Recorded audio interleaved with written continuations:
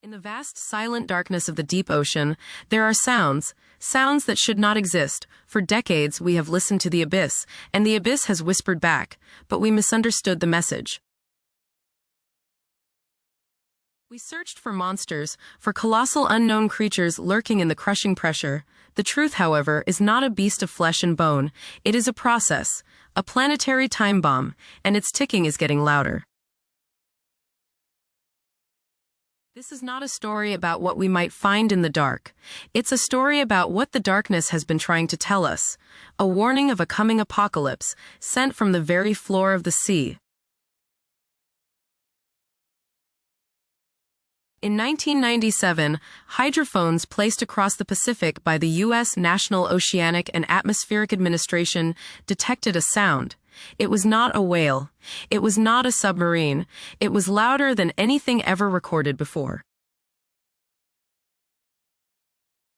Dubbed the bloop, its profile was organic, a rapid, ultra-low frequency rise that lasted for about a minute. To make such a sound, an animal would need to be impossibly large, far larger than a blue whale, the biggest animal known to exist.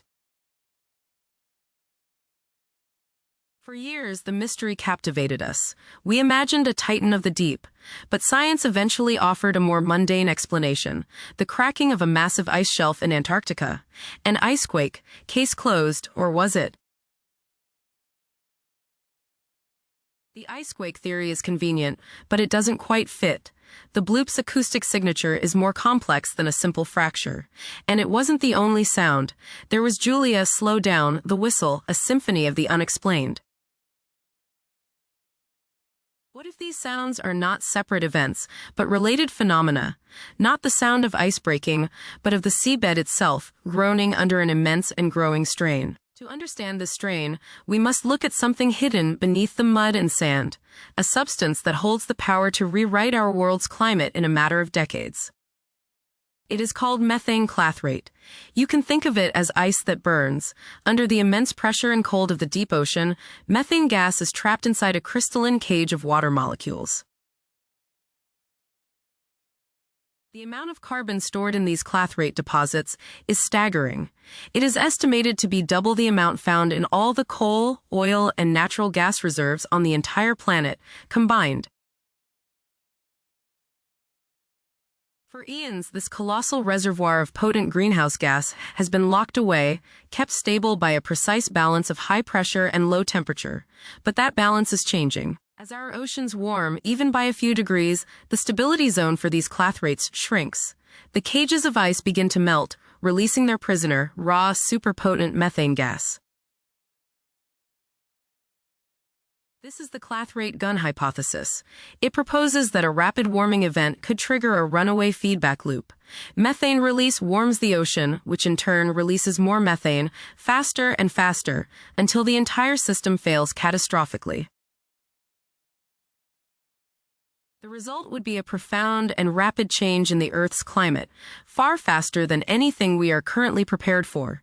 It could also trigger underwater landslides, generating tsunamis of unimaginable scale. Scientists believe this may have happened before.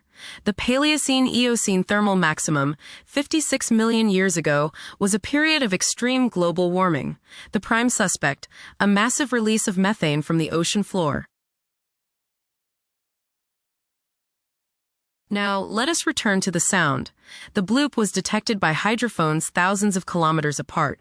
For this to happen, the sound had to travel through a specific channel in the ocean, the SOFAR channel or deep sound channel. Its origin point was traced to a remote region of the South Pacific, a seismically active area where the Antarctic plate is being subducted.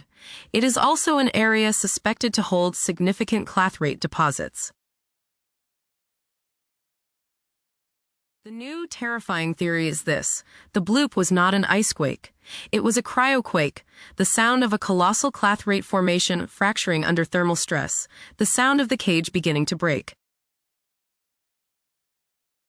These sounds are the groans of a dying system.